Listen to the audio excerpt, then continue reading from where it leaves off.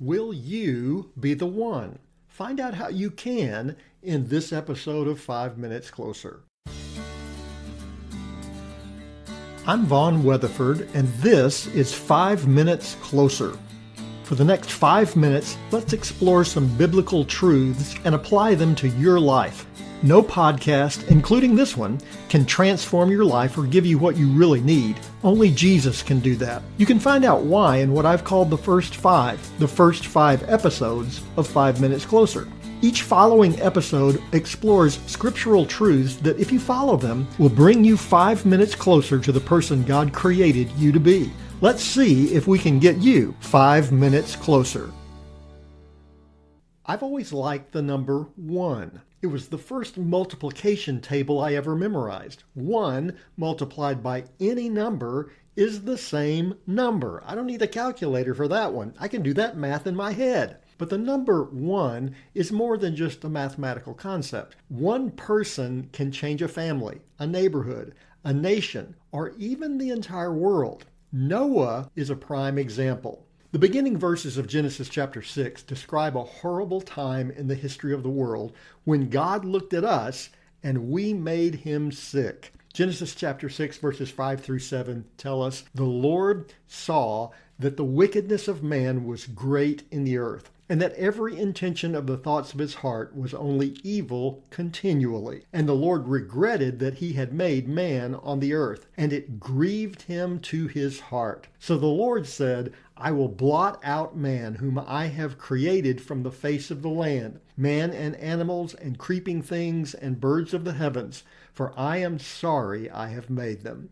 God looked at his creation, and what he saw grieved him. The phrase translated as "it grieved him to his heart" literally means to take a deep breath in extreme pain. It describes what you might do if suddenly you feel excruciating pain and inhale deeply. God's grief was heartfelt. It was deep. It was painful as he looked upon a sinful earth. What he saw was distressing. Not only was the wickedness of the earth distressing, but every intention of the thoughts of men were only evil continually. It was a situation beyond hope. It's the strongest statement of depravity in the entire Old Testament. Things were as bad as they could be, and it grieved God.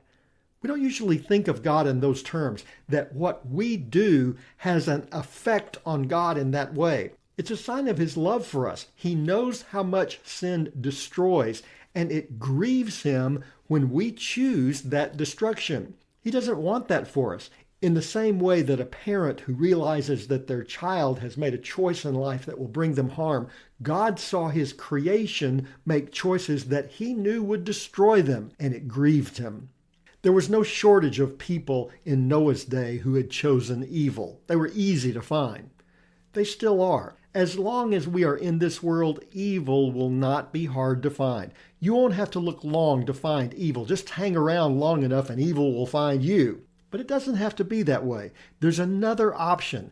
You can be the one. Genesis chapter 6 describes one person who was doing what he ought to do. Genesis chapter 6 verse 8 says, "But Noah found favor in the eyes of the Lord." These are the generations of Noah. Noah was a righteous man, blameless in his generation. Noah walked with God. Noah was alone in his desire to live for the Lord. The description doesn't mean that Noah was perfect. No one is. What it does mean is that Noah lived his life for the Lord. He walked with God. He sought to live according to what God wanted him to be. And by doing so, Noah became the one. He was the one God was looking to find. He was the one through whom God would prepare the way for the future. The question for us today is, if God were looking for one today, would he find you? Now, God knows where you are. He knows where everybody is. The problem is not location. The problem is usability. Do you have what God's looking for? Noah illustrates what that is. God is looking for people who will walk with him. because Noah focused daily on the Lord's will. When God was looking for someone to accomplish the task ahead, he knew where to look. Noah wasn't hard to find. We shouldn't be either. You can be the one God is looking for, because now you're 5 minutes closer.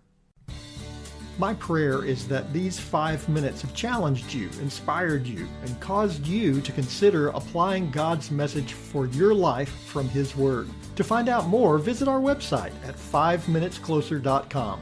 Join me next time to see if we can get you 5 minutes closer.